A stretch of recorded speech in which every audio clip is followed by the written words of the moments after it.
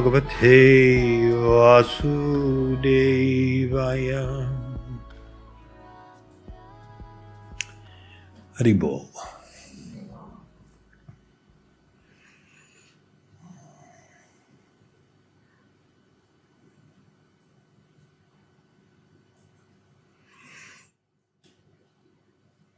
Pretty serious topic, or what?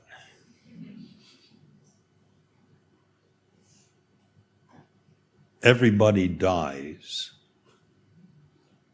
but not everybody lives. How to stop existing and start truly living. I think I'm just gonna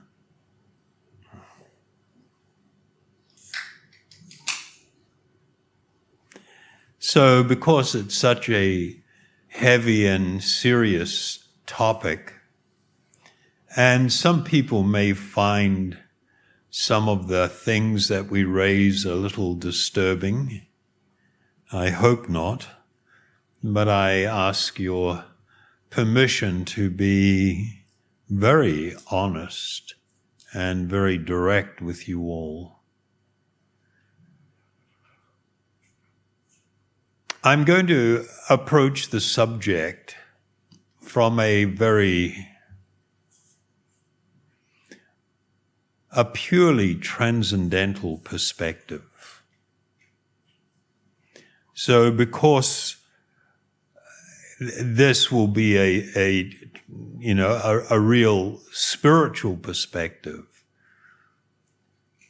but you may find that it's not a take it all or leave it all kind of proposition.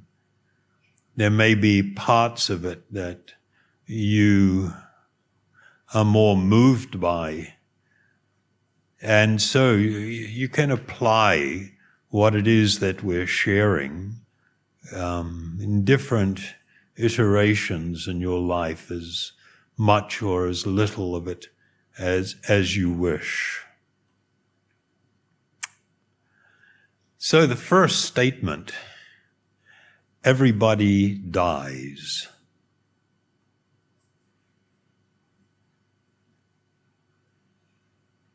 The only possible outcome of what people call their life, and I'll shift the language there, instead of people, the only possible outcome to what you call your life is death. Doesn't go anywhere else. There is no other possible outcome.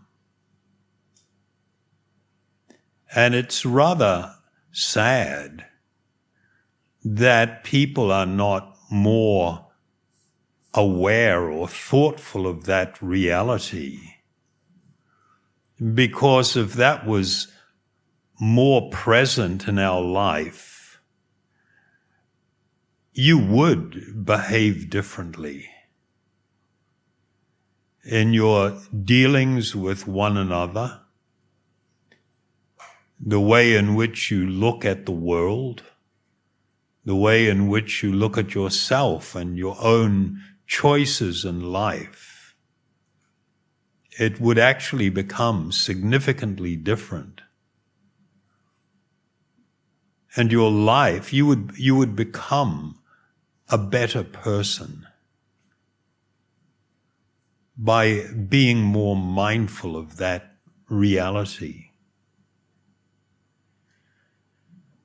So it's kind of like, this is the overarching reality.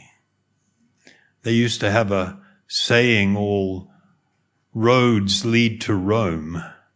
It's absolutely not true. All roads lead to the cemetery.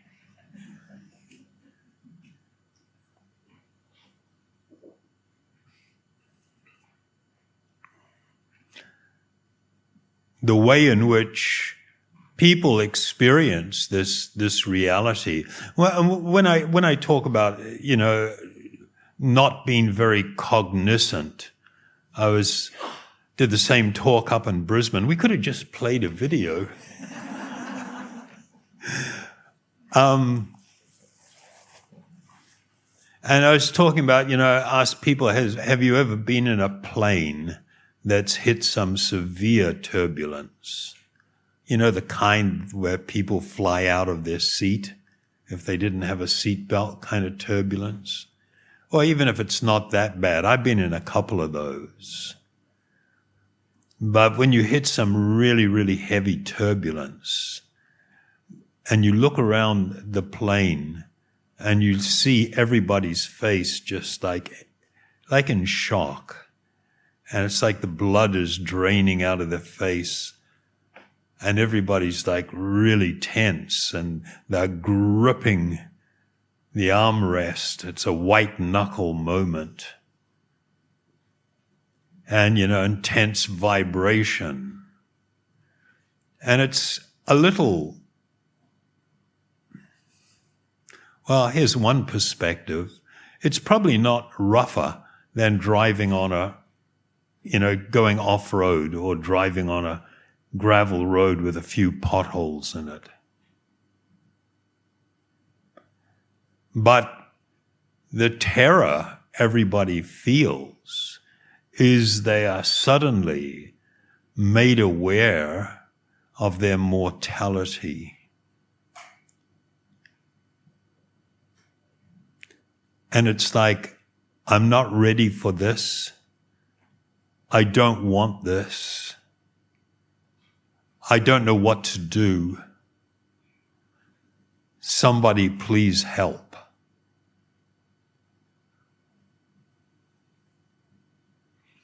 It's not the roughness of the ride that's doing it.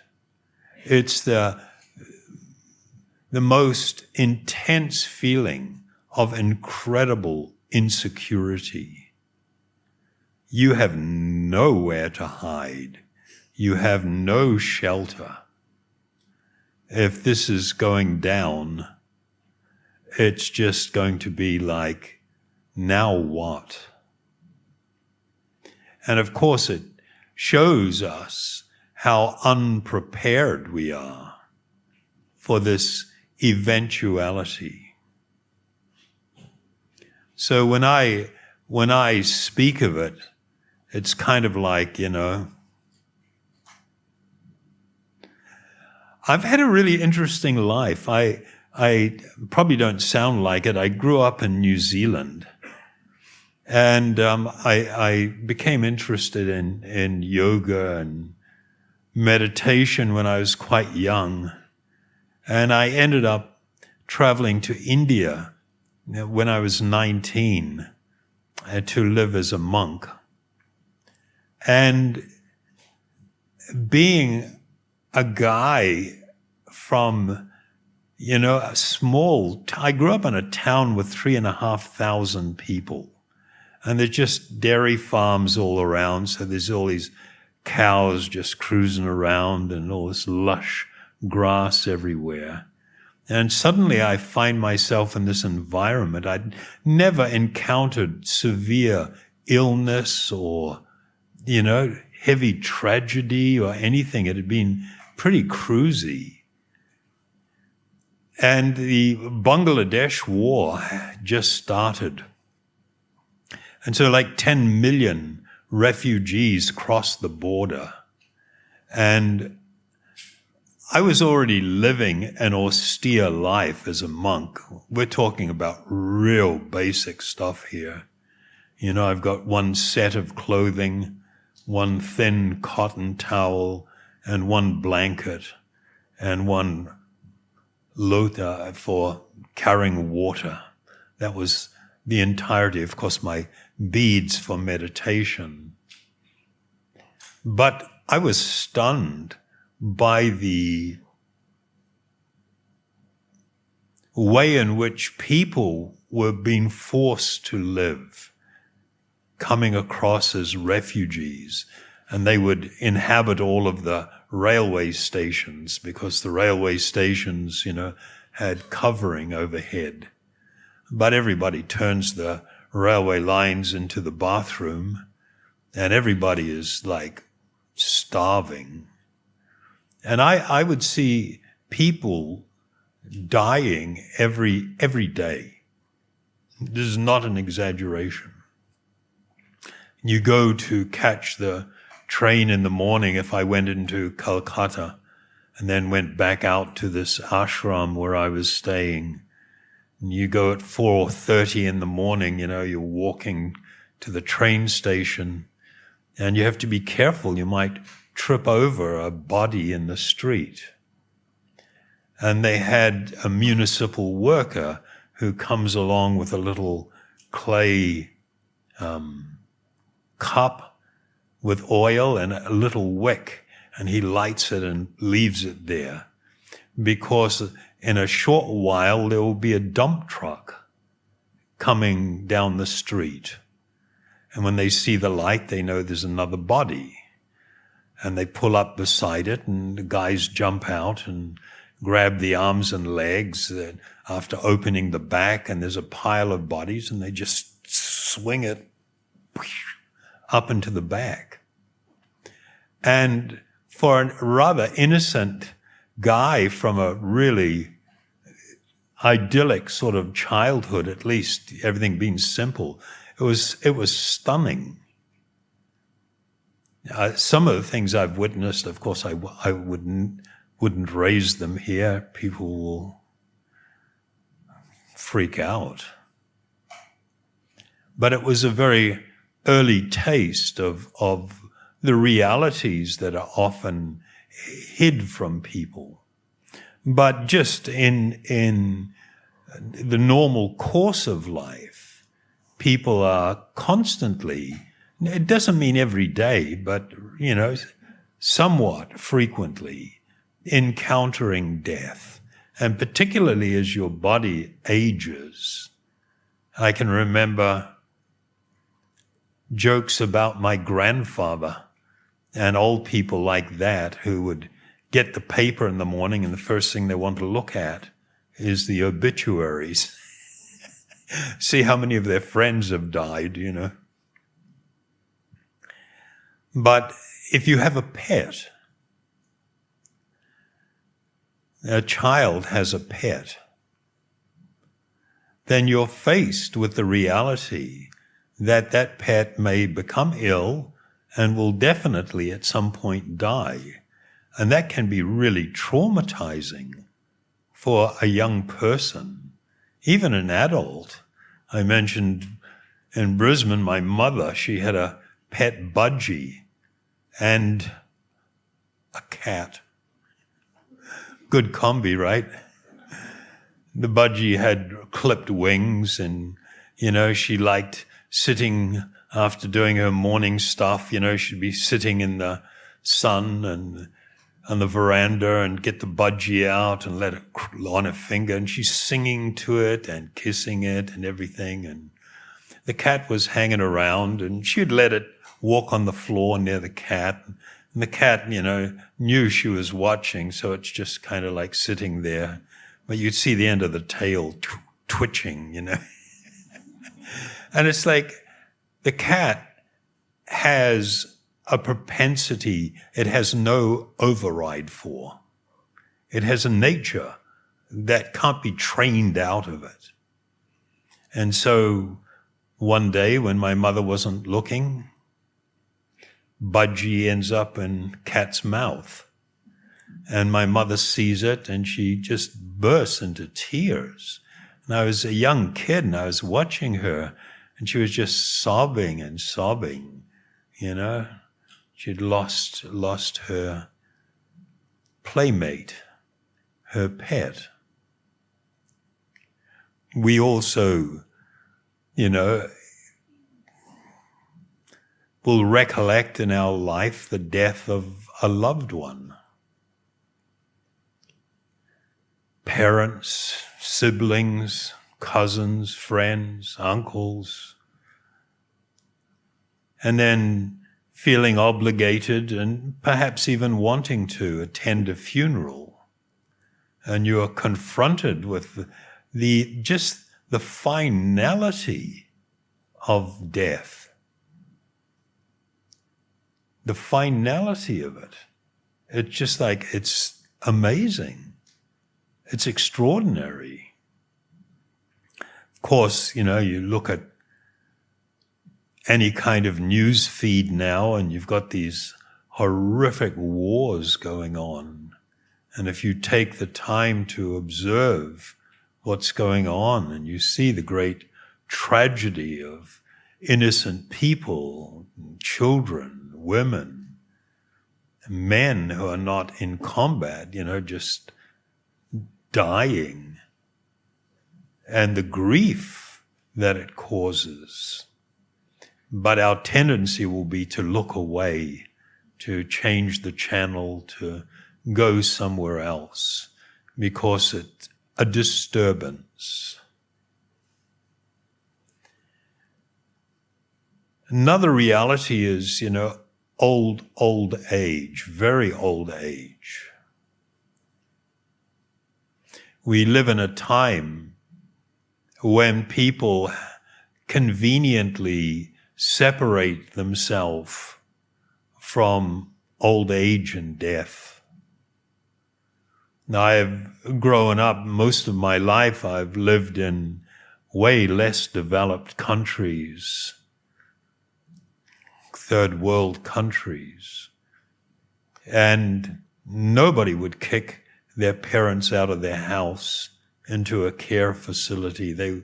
They feel an obligation that my parents raised me, they sacrificed for me, I should take care of them. And because of that, it means the kids, their children, the grandchildren of the old people get to see this. And they get to see the aging process. And quite often people will die in the house. They will leave in the house. I recommend to everyone in your life, every opportunity you have to be present at a birth, you should take it. And every opportunity to be present at a death and to assist somebody in that transition, you should take it. It will enrich your life. It will make you more serious about life. And the ideas of the question, what is this all for? And what is this all about? So the reality is, death is our ever-present companion. In ancient Vedic teachings, they actually referred to the planet upon which we live as Martya Loka. Means the planet of death. Because that's the whole deal. That's where it all goes. This is where it all ends up. So, moving on from death. But everyone dies, but not everyone truly lives. This part of the title really invites you to reflect on life, on your life, and the idea of what purpose does it serve? What is my life for? And sadly, this is something that people are encouraged and taught not to think about. The way everything operates. I mean, we live in an extraordinary time that's unparalleled in human history. I'm not talking about the skyscrapers and stuff. I'm talking about how practically the entire population of the world, human beings, have lost the plot. We don't think that we're going to die. And we've become so shallow. We don't even have many people don't even have a clear idea of, what is the purpose of my life? What should be directing my choices, the actions that I take? What should be directing my speech? It's become so whimsical that everybody's just like looking for a blast and doing what they have to do in between until they have the next opportunity, the next weekend. It's kind of like, thank God it's Friday. That's not an amazingly wonderful saying. That to me is really tragic. That you're just going to work your butt off all week just so that you can party on the weekend. What a waste of energy and time and resources. What a waste of headspace. There's nothing noble there. There's nothing enriching. There's nothing that makes me a better person, makes my life better. We have to consider when we're thinking about purpose, what is it that has my attention? What is it that grabs me? And one way to think about that is, what is it that makes me cry, or makes me sad, or makes me upset or angry? What are those things? Those things are the big deals in my life, and they may not even be very significant. We get upset by stupid things.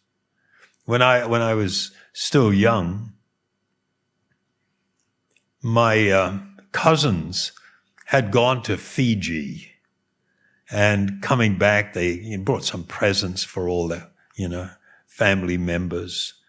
And me and my brother got, a belt with all this beadwork on it, Fiji, and then palm trees, and Fiji, and then palm trees. And it was just, and I'm kind of like looking at it, going like, shit. I would never wear this. This is ridiculous.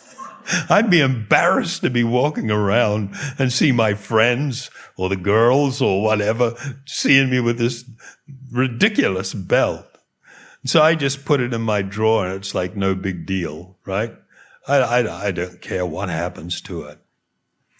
Then this was the very beginning of the hippie era. I don't know. Do the young guys know what hippies are anymore? It was in full blast. And I came home one day, and my brother had asked me the day before, "Do you want your belt?" And I said, "No." And so then that was it. And he had picked off all of the beads, and now he had all these strings of beads around his neck. And I saw him, and I just exploded. "No, you got to give me some." And it was like I was so bummed because it looked so cool. And I wanted some of that cool, man. This was like raging, and it was like I got so upset, for like a couple of days. I'm just like, I'm ready to kill him. And it's just like, what's going on? What's your priorities? Why is this so important? Why does this so affect you so much? And one of the things that we don't do in life is to question the things that happen to us, really question our experiences, question our interactions with others, to go away and go, could I have handled that better? The way I interacted with this person, did it make my life better and their life better? I don't even think about that. It's just whatever's in my mind. I'm just going with it. In terms of a positive attraction or a revulsion or an anger or whatever it is, I'm just lost in these emotions. And this is kind of like my life. I'm just pulled from one thing to another, the next thing, the next thing, the next thing. And it's epitomized by the scrolling feature on your phone. The next thing.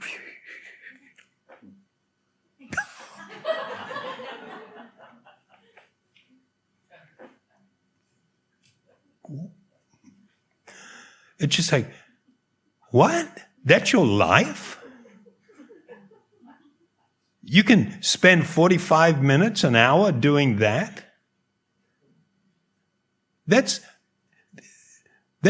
pitiful. That's pitiful. What has happened to us as a society? What has actually happened? We have no conception on a moment-to-moment basis. We have no idea how deeply we are conditioned and controlled. I'll read you something. This is in about 1923. Sound like a long time ago? 1923. A really big banker from Lehman Brothers, a director, he wrote something in a New York newspaper. And it was an idea that was beginning to be passed around in the circles of the big industrialists and the bankers.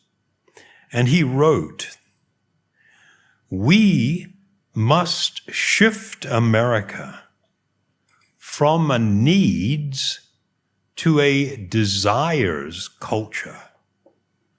People must be trained to desire, to want new things, even before the old had been entirely consumed. We must shape a new mentality in America. Man's desires must overshadow his needs." So the little seed there that I'm laying is what we're experiencing is not just suddenly come into being. There has been more than 100-year experiment of mass manipulation, beginning with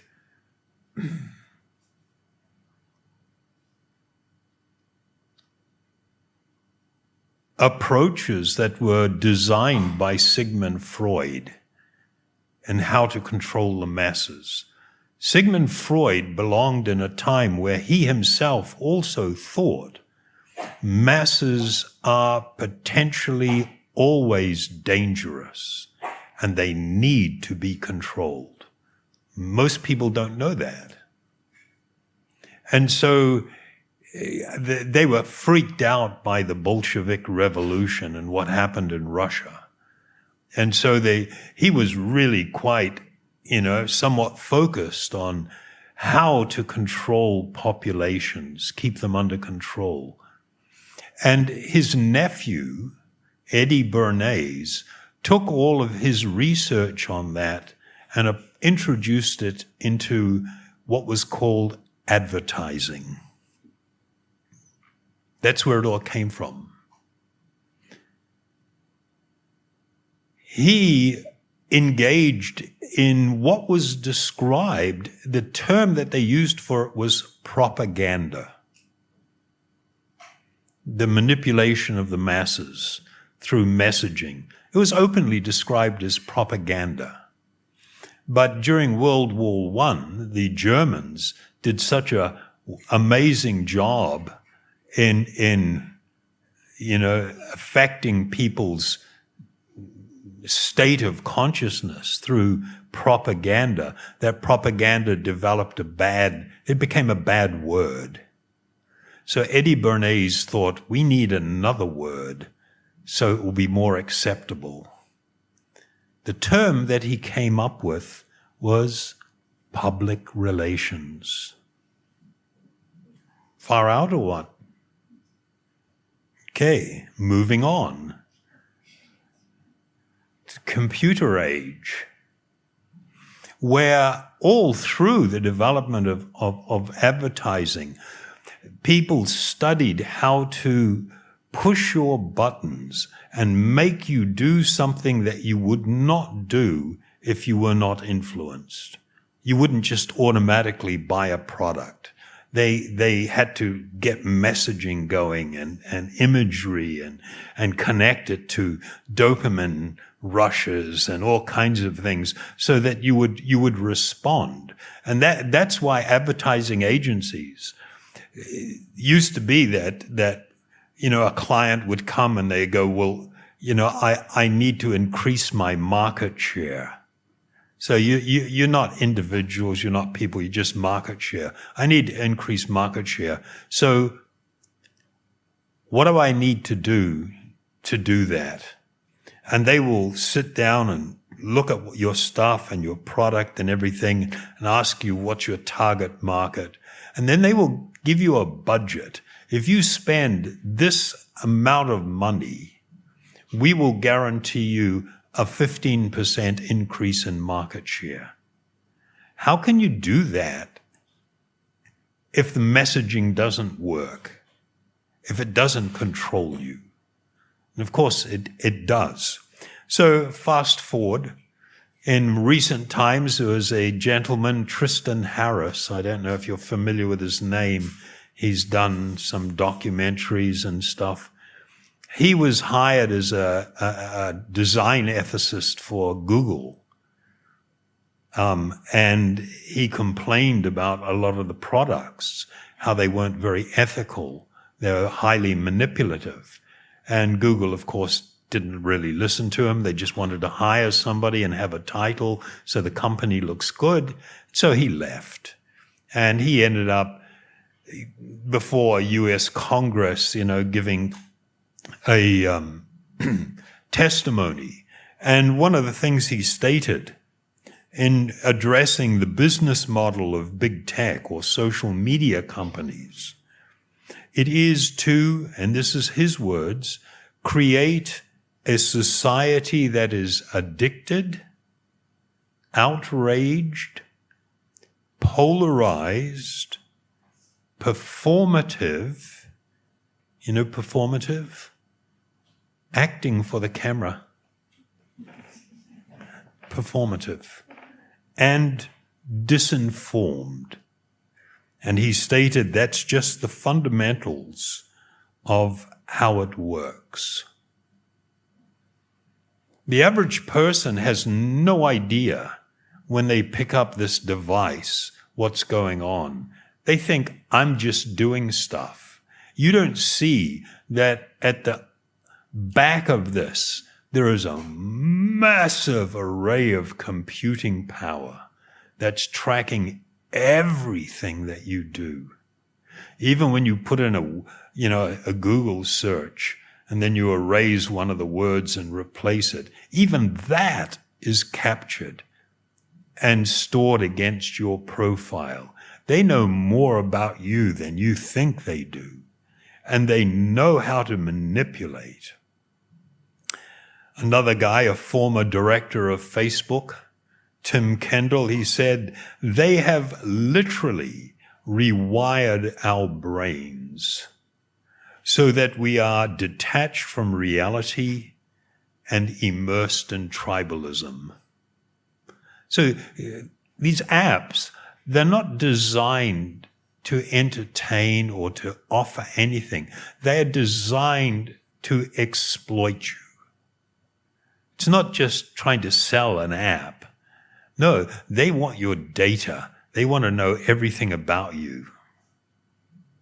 And there's no secrets. All of your nasty little secrets, if it's on your phone, it's out there. Somebody's got it. Sound like fun? Okay, just getting warmed up here. There was a very brilliant documentarian, Adam Curtis, and one of the documentaries that he did was really mind-blowing. It was called The Century of the Self, and it was a 4-part series. And it explored, he said it was the story of the rise of an idea that has come to dominate our society. It is the belief that the satisfaction of individual feelings and desires is our highest priority. Selfishness. It's all about me and the rush I'm wanting, the excitement, the experience. It's all about me. And previously, in thousands of years of human history, human beings didn't operate that way. People were very concerned about immediate family, larger family, a tribe or a village. There was really a pretty deep social sort of identity, and people had to help each other, because if you didn't, you perish. And so people cooperated and functioned in a way that's completely different now. Everybody's just like isolated. We call it social media. It's actually anti-social. It's teaching people not good manners and how to be kind and relate. It's teaching you how to be a bit of a, can I say it, asshole? Is that all right? People say and do things on social media they would never do to somebody's face. And it's like, what's going on? What's this all about? And for me, from a spiritual perspective, the most tragic thing about all this change that has happened is this pervasive self-centeredness. I see everything in relation to me. My parents, my children, my husband, my wife, my friends. I like this, I don't like this. The lens through which I see everything is me at the center. And this is a great tragedy, as we will get to shortly. A renowned clinical psychologist, he said one of the words that sort of clumps together with negative emotions, you'll find it in the mix, is self-consciousness. Self-consciousness here doesn't mean just self-awareness, but the obsession with self. People spend so much time in front of mirrors and so-called selfies. And that's, you know how bizarre that is? Like I was saying, before the phone, 15 years ago, if you were down at the beach and someone handed you a camera and said, could you take my picture? You'd think, yeah, sure. And you'd take a picture. That's it. Okay. Could you take another one, please? One more. Okay, thank you. Oh, could you take one for me, please? I want to hear. Could you take one, please? If you were watching that, you would be going like, whoa, this person has serious problems. Right or not?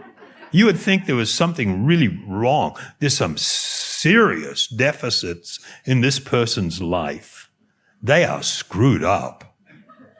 But if I'm holding the phone myself,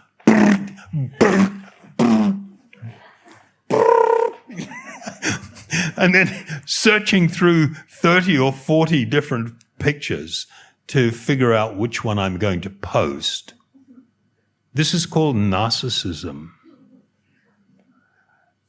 It is a sick obsession with a false concept of self. And now it's become normal. This is just like normal. And you cannot imagine the effect that it has on you spiritually. So this renowned psychologist, his statement, one of the words that clumps together with negative emotions is self-consciousness, which means that self-consciousness is so tightly associated with suffering that they are conceptually indistinguishable.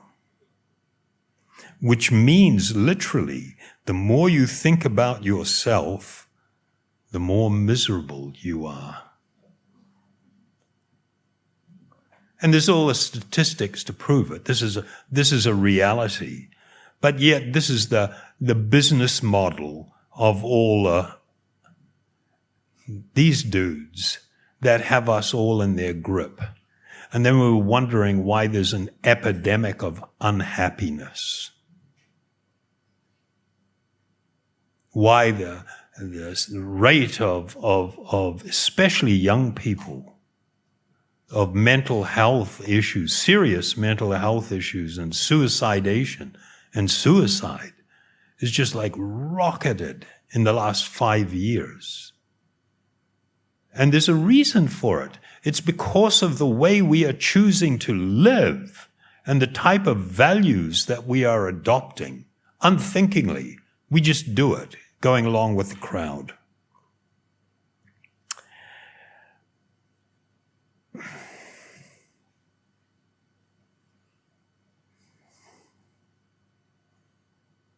And in all of this, just looking for the next rush is not living. I state that very boldly.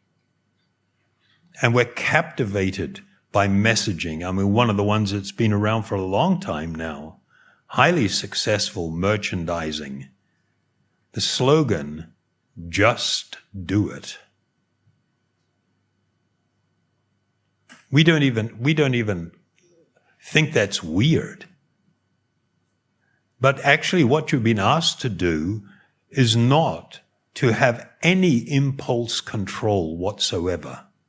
Don't question if it's the right thing to do or not. If you just want to do it, just do it.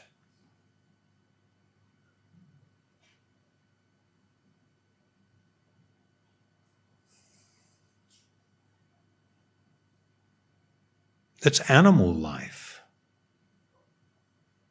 Animal life is a life of acting on impulse. Human life is meant to be a life of responsibility, of dignity, of considering what I should do and what I should not do. But we fall into these traps when we don't have any clear, overriding purpose that is actually of great value. Scrolling on to the next TikTok video or YouTube short is not living.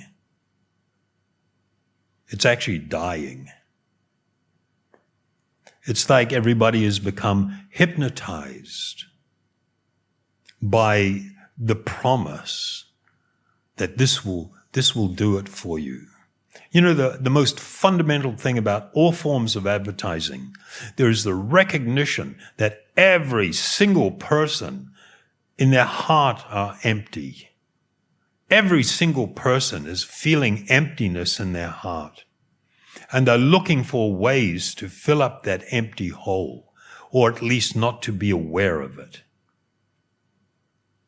And so what advertising is, I will offer a product or a service or an experience or a relationship with the promise, this is what you're looking for. This will fill you up. This will be the thing to make you happy. That's all it is. But it's done in a highly manipulative way that causes us to react and to respond. Okay. How long did that take? I don't have a clock here. I'm dangerous. He wasn't joking when we were talking about 3 or 4 hours. But what if I was to tell you that you actually don't die? That you actually can't die? It's not even a possibility that you die.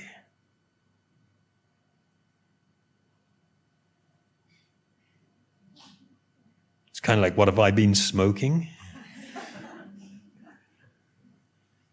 And what if I told you that you actually do have a purpose? But you have, a purpose that is actually completely fulfilling. Completely fulfilling. But you have become utterly disconnected from that purpose. So I think most people can sort of see where this is all going.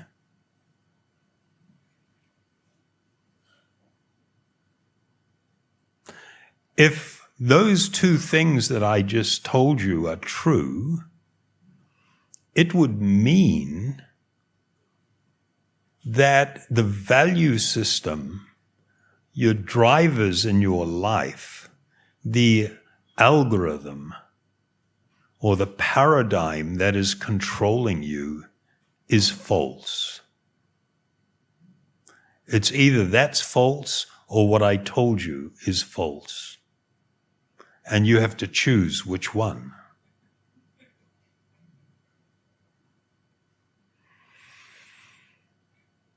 The paradigm that has been pushed on everyone, and everybody has been embracing this practically since time immemorial. The first one is the false idea that this body that you have is you. Whatever labels are on this body, young, old, tall, short, female, male, thin, fat, whatever, all those labels that are attached to your body are actually, in fact, not you, but we completely embrace them as being, this is us, this is my identity. The other thing that's rather sad is what people call life. They define life as the time in between birth of the body and death of the body. That's my life. And that's not true. Is this too far out already or what? We're okay? I know you guys are okay. You like this stuff. I'm thinking about the other people. So let me share an ancient perspective. The ancient perspective is this: you are not the gross physical body. You are an eternal spiritual being, temporarily residing within that body. I got to share this one. I can remember, like when I was a young hooligan and crazy hippie, you know, and everybody's, all the hormones are raging and everybody's discovering what, you know, sex is all about and everything, and everybody's trying to get girlfriends and boyfriends and looking for love. And I was in a car with a friend of mine and a girl, and they were arguing about stuff.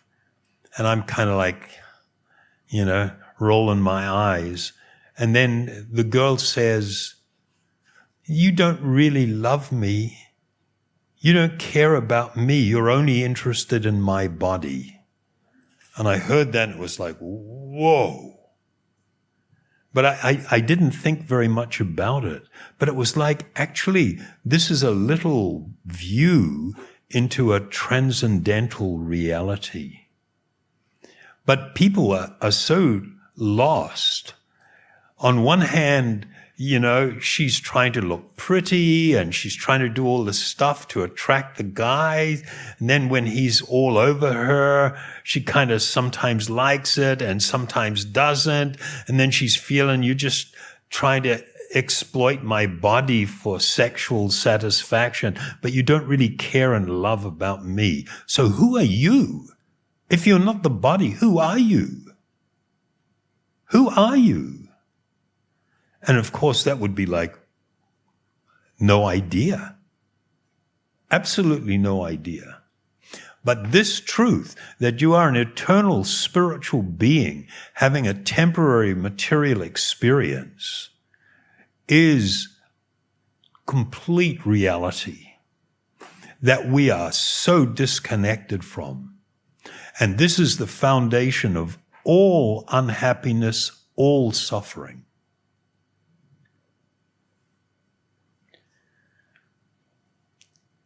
You never die. Your body dies. When your body is no longer habitable, it's too old or too diseased or just can't function anymore, you are forced to leave. And the instant you leave, if you have ever been with someone or held someone, at that moment that they are leaving, you are instantly aware there's no one home. And this body that I could find some attraction to and affection for now becomes instantly like, whoop, you know. You certainly don't want to bring it home and put it in bed and sleep alongside it, even if it was someone you love. Excuse me for, you know, being so gross, but really, we need to wake up. If we want our life to be wonderful, we need to wake up. You never die. You can't die. You are eternal. You just move on. And that thing that you were wearing around and identifying with, it falls over and starts rotting immediately, unless it's quite cold. Then it takes a little time. This knowledge has been practically erased from people's consciousness, primarily because of the way we live. And we just adopt all of this shallow living, just running after the next rush, the next hit, the next big thing, whatever. In the Bhagavad Gita, there is one verse I will read that explains it very clearly. O son of Bharata, as the sun alone illuminates all this universe, so does the living entity, one within the body, illuminate the entire body by consciousness. This is something that the yogis were intimately aware of. You have consciousness that pervades the body, from the top of your head down to your toe, that is only lent to the body by you, the spiritual being. And when you leave, that consciousness is gone. Life is a symptom of the presence of a spiritual being. Life does not come from matter. I cannot get atoms and squash them together as the material, scientists are hoping to prove, and they'll never be able to do it. Life is not the combination of atoms and molecular particles and stuff. It is a unique characteristic of the spiritual being. It is a unique characteristic. When you occupy the body, when you are embodied and you've lost the plot, even the mind is understood to be not actually you. It is something that covers you, which is amazing.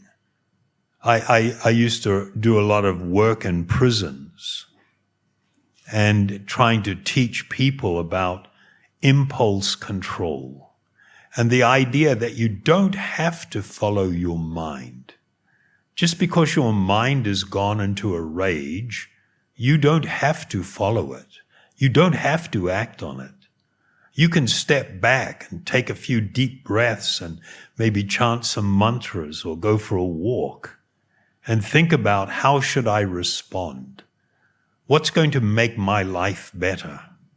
Rather than just impulsively responding and reacting and making your life worse all the time by doing that. This all comes from the ignorance of not being aware that I am an eternal spiritual being. This body is not my home. This world is not my home. I am spending all of my effort and all of my energy trying to build a permanent home in an impermanent world. How dumb is that? My God, I'm really stupid. I'm really going for it, looking for the perfection, happily ever after.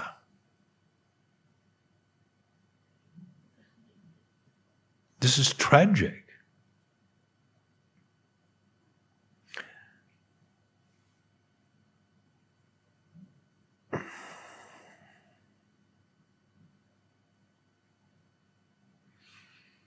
Just generally speaking, the idea of, going to school, getting an education, finding a career, finding someone to love, developing a significant relationship, building a family, all on the hope that it's going to last forever. And the idea that at the moment of death, all of that is swept away is pretty shocking. I hope I'm not freaking anybody out. Or maybe it'd be good to be freaking somebody out. What I'm trying to do is to encourage you. If you truly want to live, if you want to find a life that is truly purposeful and meaningful, then there needs to be a big shift away from ignorance. All of the Dharmic traditions, they got a basic formula. Ignorance equals pain and suffering.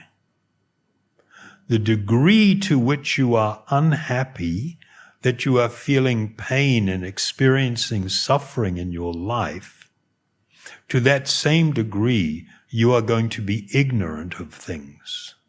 You are going to be embracing untruth as truth.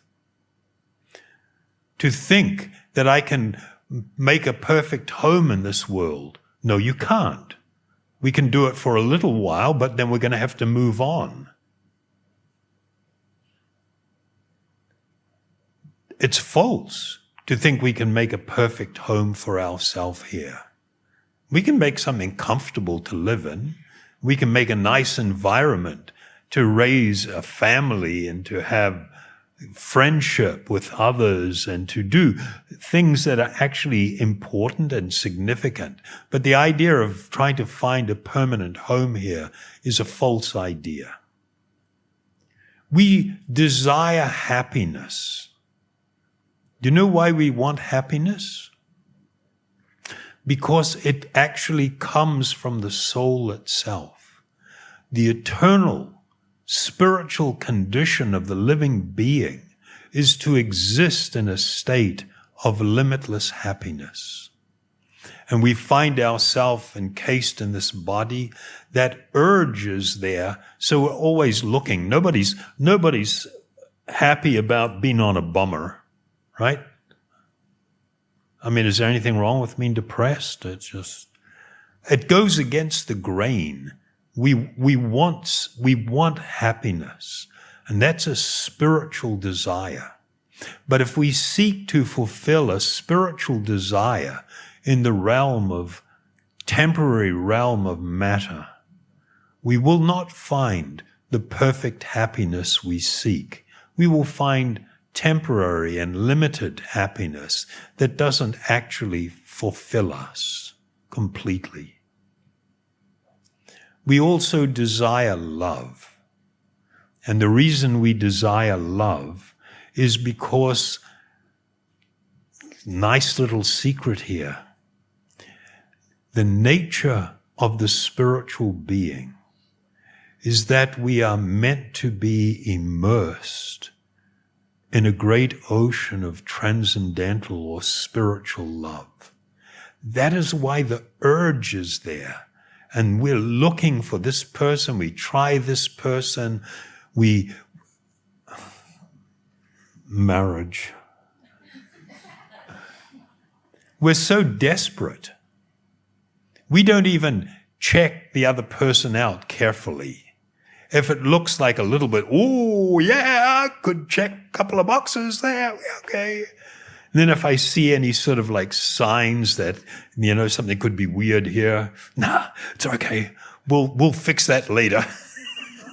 Let's just do the deal first. Let's move in, then we'll fix the other person. And then, people approach me sometimes, marriage counseling, and it's just like, the most stupid thing I ever hear was, if I knew you were like that, I wouldn't have married you. And it's like, how dumb are you? How come you didn't know that? Isn't that your job? Like when you go out to buy a car, just because the guy tells you there's absolutely nothing wrong with it, and it's only $500, and you believe the guy?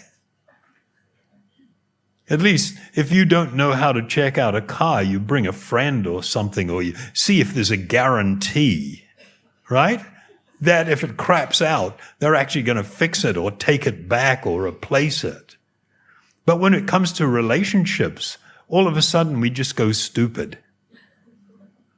If I find the person, they seem to be attractive, then just because I think it's desirable, just because I'm attracted to it, that doesn't mean that it's going to work out okay. You've got to consider what that other person is actually like and how they're going to react to situations, how they deal with stress, how they deal with conflict, you should know all this stuff, but you don't. Because we're locked in these false ideas. The body as being the self, for instance, that I must surrender and follow my mind. I'm not seeing a higher power. I am not understanding that these impulses are coming from me, the spiritual being. They arise from the soul itself, and they can only be perfectly fulfilled on a spiritual plane, or with spiritual activity, with spiritual relationships.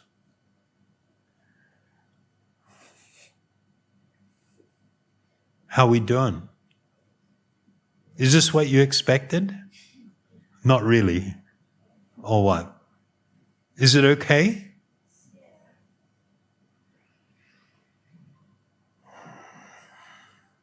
If we become lost in that which is temporary, which is what everybody's doing, then our life in reality is unbalanced. We're not anti-body. No, the body is something special. It should actually be something considered almost like sacred. It houses an eternal spiritual being, and it also houses a form of a transcendent Lord, in the yogis refer to it as Paramatma, or the Supreme Soul, who is our eternal companion traveling with us in our sojourn, but whom we ignore. What I need is to get a healthy spiritual perspective. I need to become spiritually motivated. I need to spiritualize my life. The cultivation of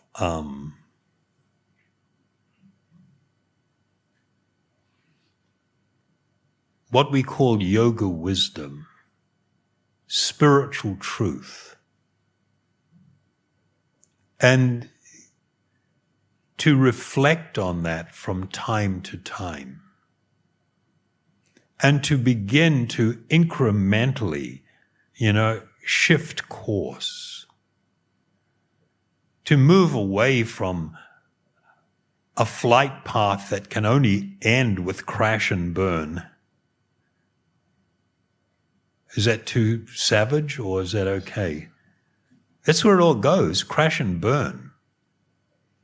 I mean, it's really good to actually volunteer, sometimes, even once, go to an old age home and sit with people and take care of them for a couple of hours. You will become heartbroken. This is where it all goes? This is what it was all for? And they have nothing to look forward to. And they're just living in the past. Oh, this was the time when I went out with Johnny. And we went up to Brisbane. It was really, well, people, we have this tendency to try and, we have some experience that was like a momentary flash of, ooh, that was cool. Then I want to keep revisiting it, remembering it, meditating upon it, wanting to experience it again. Remembering it doesn't mean you experience it again. You don't. You experience the memory of it, but the real experience you don't. But then there's this vain hope, if I just keep thinking about it and keep remembering, maybe I'll experience it again or something. And from the point of view of a transcendentalist, the great saints, they are devastated. They are utterly heartbroken to see the tragedy of material life when there is no spiritual life, because it's entirely unnecessary.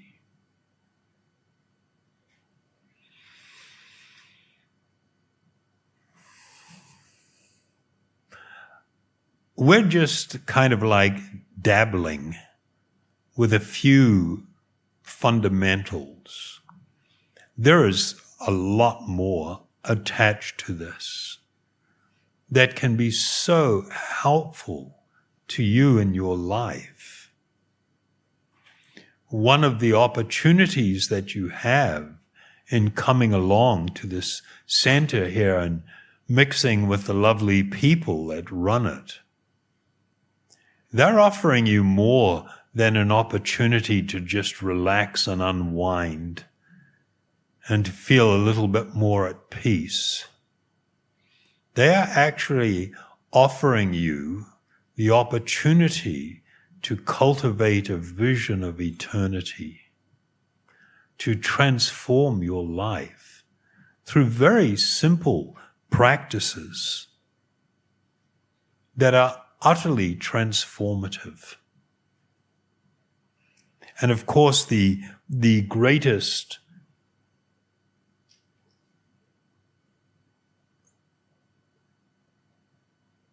I'll put that aside for a second.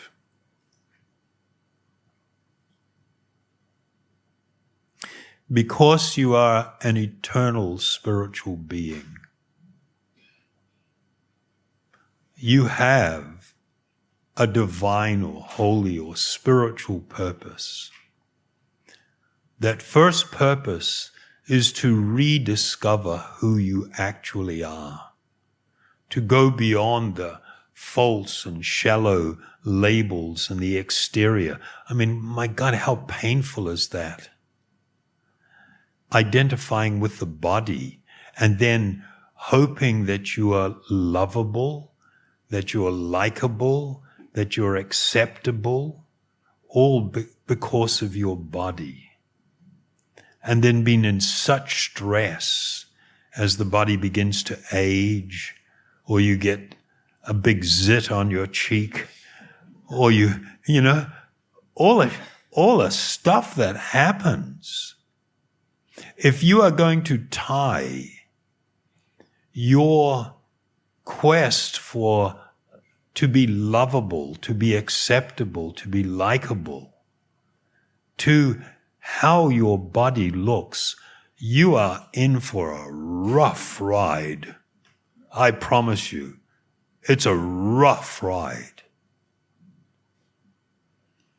So one of the things, when we talk about a vision of eternity, when we cultivate an appreciation of the fact that we are a spiritual being, a spiritual person, temporarily residing within this body, the spiritual being is perfect. The spiritual being is supremely lovable. There is no deficiency in the spiritual being. There's heaps of deficiencies in the body, for sure, heaps. But if you cultivate this understanding, you will also become awakened to the reality that you have an eternal connection with your source, with where you have come from. You have an eternal connection that we have turned our back upon. I referenced the expansion of the Lord or God or the supreme soul that sits within the heart of all living beings. The majority of yogis in ancient times meditated with the aspiration of becoming so purified that they would be gifted with the vision of this most transcendental, unimaginably attractive personality that sits within my own heart, is closer to me than my own breath. But I've become distant. But there is an eternal relationship. That is why we seek love and why we seek relationships, because we feel that deficit. We even go interspecies. People are just totally into dogs and cats and birds. And it's like, because we feel such a love deficit. We want to love and we want to be loved. That is a spiritual desire. Your purpose in life is to cultivate a growing appreciation and awareness and to come to experience the reality of your actual spiritual identity. To understand where you fit in this world with all others, and if there is some supreme other, some greater other, what is my connection there? This is what purpose is. And to reconnect and recultivate that relationship of an ocean of limitless love, ecstatic love. That's what's been offered. And that's what it means to live. And when I begin to work on cultivating this, then my awareness is such that it's like, okay, well, I've got this body, I've got existing relationships, I am in a society, what should I be doing? And it is a process, the yoga process. Yoga means union. It is a way of finding how to dovetail everything in my spiritual journey. The way in which I would see my partner in life, a husband, a wife, whatever. Instead of looking at them as an object to exploit for my happiness, that I demand that they give me love, that they make me happy, or we try to put ourselves in the center of things. My God, that's a formula for massive unhappiness. I'm sorry. That's the way it goes. But if I have something of transcendental significance at the center of my life, then I look upon my wife or my husband as being a fellow pilgrim. And we are on a journey of extraordinary discovery. And out of great compassion and care, I will help the other person if they stumble. I will give words of encouragement. We will celebrate spiritual experience together. If there are children, my greatest responsibility to my children is to provide them with a pathway and the knowledge for spiritual liberation. Everything else is insignificant. Everything else, as soon as you die, boom, it's gone. We live this life, we, find a partner, we have a family, we try to acquire assets, and it's like this roller coaster. We're angry, we're sad, we're happy, we're feeling love, we're angry again, and then the kids are going wild, and we're heartbroken watching them go out and experiment and do dumb shit. It's like... And we're kind of like, and then all of a sudden, you run out of track. You know the saying, run out of track? It's like a train on a train track, and suddenly there's no more track. What happens? The train crashes. It all comes undone. It's death. The instant that you die, I'm sorry, it's gone. It's gone. You're moving on. And you're just going to do it all over again. Really? Yeah, really. Anyway, we won't go into that too deeply. We are eternal spiritual beings. We have an intrinsic right to be experiencing limitless happiness and divine spiritual love. That is like our inheritance.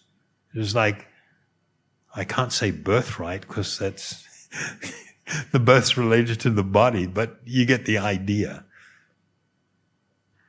And so the big picture in meditation and yoga is the cultivation of spiritual understanding and being guided to live a more spiritually directed life where you actually become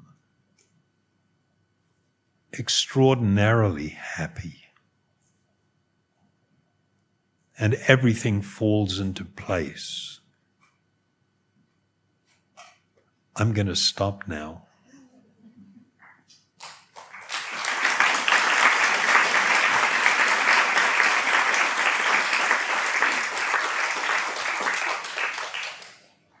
Anybody want to throw anything?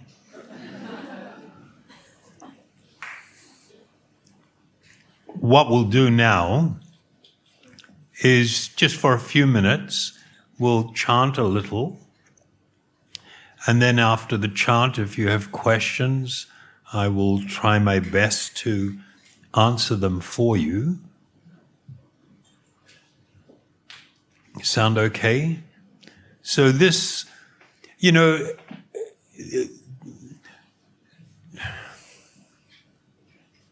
this spiritual knowledge, it's not just like ideas in your head. It's about lifting the veil, dissipating the fog, coming to the point where you can actually see with clarity. When you look upon another person, you don't just see the body.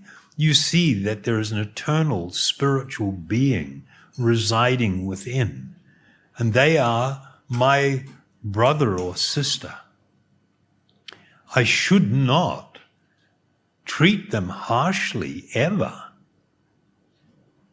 It would be to my shame, since sitting within their heart is also this feature of the Supreme Soul. And it would be shockingly disgusting for me to be just abusive or seek to exploit just on the basis of the external garment, which is what everybody's doing. The thing that will change how you see things, and the single thing that will make it so that you can actually begin to take on board these transcendental truths, is this process of chanting. These are transcendental spiritual sounds that descend from a spiritual plane.